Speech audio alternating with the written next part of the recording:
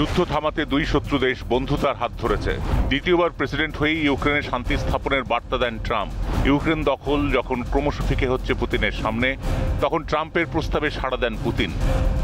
যুদ্ধে খরচের বহর সামলাতে দ্রুততায় শেষ হয় আলোচনার প্রস্তুতি। সৌদি আরবের রাজধানী রিয়াধে শুরু হলো যুদ্ধ শান্তির আলোচনা। রাশিয়া ইউক্রেন যুদ্ধের শান্তি চুক্তি। ইউক্রেন প্রতিনিধিকে ছাড়াই সৌদি আরবের মধ্যস্থতায় 3 দেশের প্রতিনিধির সাক্ষাৎ। কিন্তু এই আলোচনা শুরু থেকেই রয়েছে প্রশ্ন, কারণ শান্তি আলোচনায় নেই ইউক্রেন।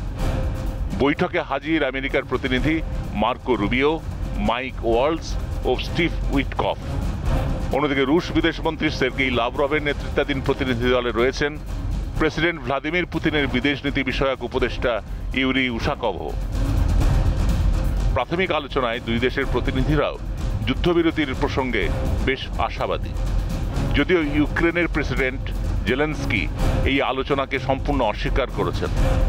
যুদ্ধবিরতির পরবর্তী আলোচনা ট্রাম্প এবং পুতিনের মুখোমুখি সাক্ষাতেই হবে বলে আশা করছেন বিশেষজ্ঞ মহল। ইউক্রেনের প্রেসিডেন্ট ভ্লাদিমির জেলেনস্কি সোমবার জানান তাদের আমন্ত্রণ জানানো হয়নি। সেই সঙ্গে বন্ধু দেশগুলোর সঙ্গে আলোচনা না করে তারা রাশিয়ার সঙ্গে বৈঠকে বসতেও চান না।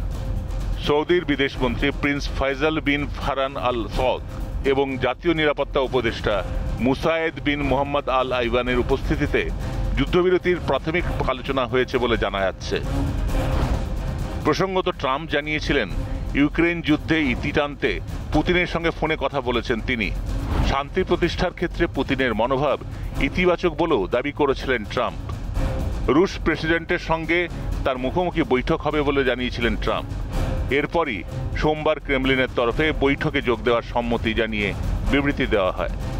উল্লেখ্য, মার্কিন প্রেসিডেন্ট ট্রাম্প নভেম্বর মাসে নির্বাচনে জেতার সঙ্গে সঙ্গেই তার সঙ্গে যুদ্ধবিরতি নিয়ে আলোচনায় আগ্রহ প্রকাশ করেন পুতিন। তিনি জানান ট্রাম্পই একমাত্র যে এই দ্বন্দ্বের ইতি ঘটাতে পারেন। এই নিয়ে তিনি ট্রাম্পের মধ্যস্থতায় ইউক্রেনের সঙ্গে আলোচনায় রাজি, এমনকি প্রয়োজনে তিনি কিছু আপোস করতেও রাজি। এই সময়ে গোটা বিশ্বে গুঞ্জন ওঠে, তবে কি যুদ্ধ চালাতে বেগ পাচ্ছেন প্রাক্তন কেজিবি এজেন্ট?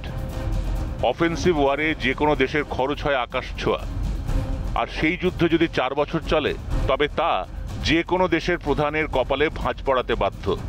তবে কি এবার যুদ্ধ থামাতেই এতটা মরিয়া ভ্লাদিমির পুতিন? এর সঙ্গে সঙ্গে আরও একটি প্রশ্ন উঠছে, এই আলোচনায় রাশিয়া ও আমেরিকা থাকলেও নেই ইউক্রেন। তবে এই আলোচনা কি আদৌ এই যুদ্ধ থামানোয় কোনো সাহায্য করবে, নাকি আদতে শান্তি আলোচনার আড়ালে রুশ আমেরিকান সম্পর্ক নতুন করে গড়ে তোলার প্রয়াস চলছে? তা জানা এখন সময়ের অপেক্ষা।